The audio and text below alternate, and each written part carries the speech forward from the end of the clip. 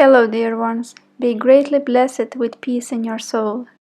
So it was during my adoration time, and I was excited to continue to read my new book, The Dolorous Passion of Jesus Christ, by Anne Cathrine Emmerich. I also recall that every Thursday the priests are suggested to read and meditate on a certain chapter from the book of John. So I was a bit divided. Which one to read? Playing in the background was meditational music, titled Wait on the Lord, 3 hours meditation and prayer music.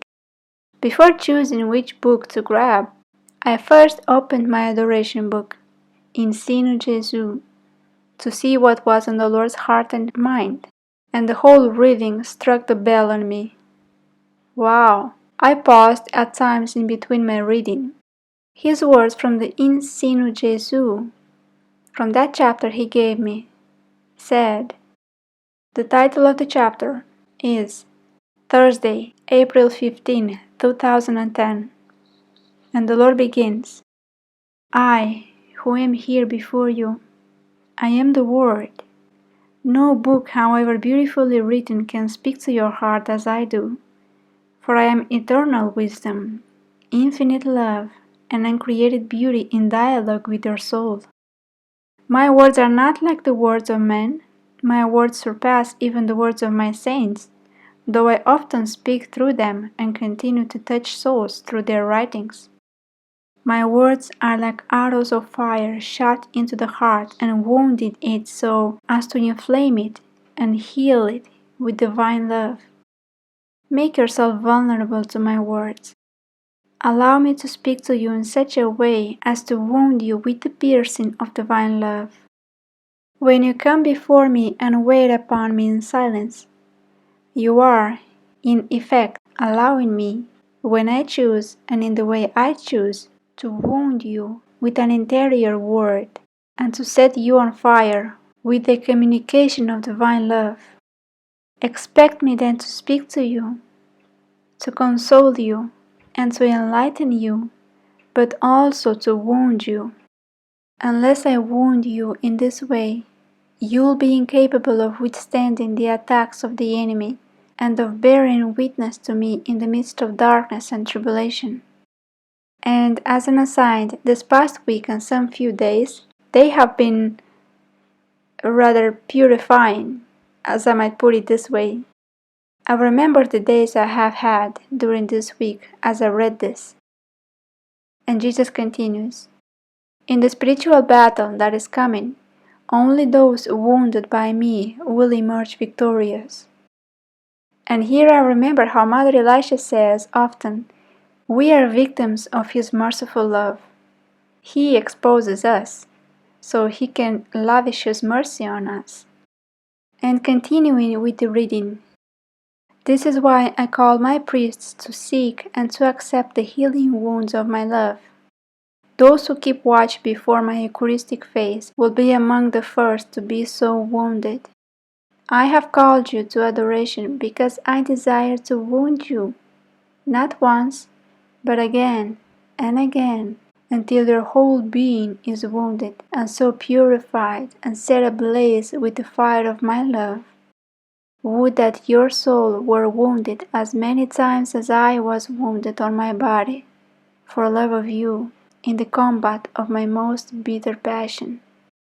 Allow me then to pierce you through and through, until, wounded by divine love, you are wholly sanctified and made fit for my purposes and desires. This I wish not only for you, but for all my priests. I would wound each one again and again with my burning love, so as to purify the whole priestly order in my beloved church, and present it to the eyes of the world as a victim priesthood made holy in the holocaust of divine love. Until my bishops and my priests allow me to wound them with the fiery arrows of my divine love, their own wounds, wounds of sin, will continue to fester and spread a filthy infection of corruption and of impurity in the church. Let each one beg me to wound him, For in wounding my beloved priests, I will heal them, and in healing them, I will sanctify them.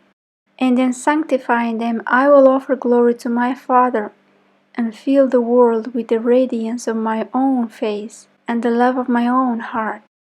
This, in truth, is who you are, a sinner held fast in the embrace of my divine friendship. And I will stop here with the reading from the chapter that Jesus gave me in the In Sinu Jesu.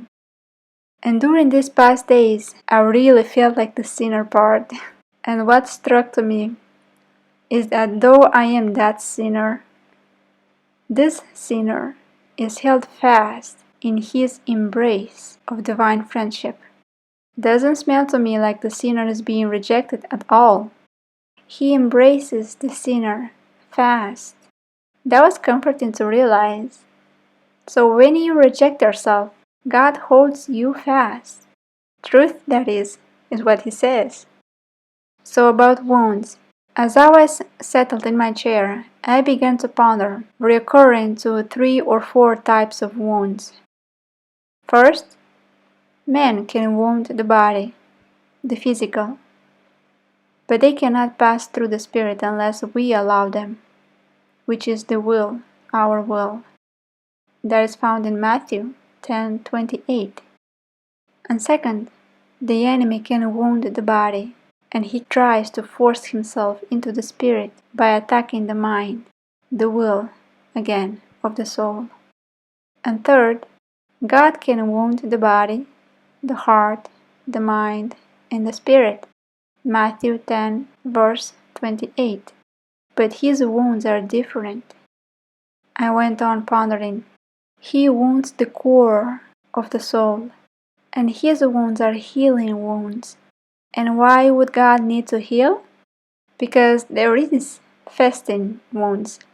In order to remove the infection, he needs to cut or apply a substance that cleanses the wounds, which will in turn burn the wound with an ardent feeling, doubtlessly.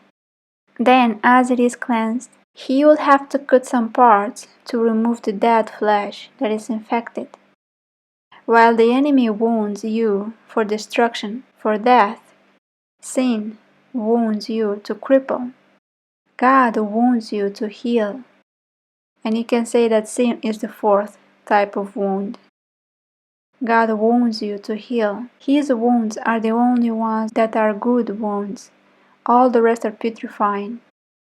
So, what I have been experiencing during these days or this past week or even before, and maybe what even you have been experiencing this past few days, they were his wounds of love, which will produce healing.